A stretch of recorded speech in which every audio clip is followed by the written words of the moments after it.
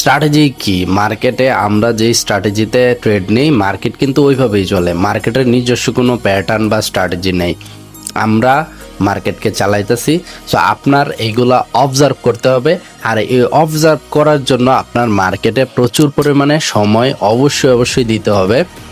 আপনি বিগিনার্স আছেন, আপনি ডেমোতে প্রচুর পরিমাণে প্র্যাকটিস করেন, এরপরে অল্প অল্প অ্যামাউন্ট দিয়ে ট্রেড করা শুরু করেন, প্রচুর পরিমাণে প্র্যাকটিস করেন, অবজার্ভ করেন, স্ট্র্যাটেজিগুলো শিখেন।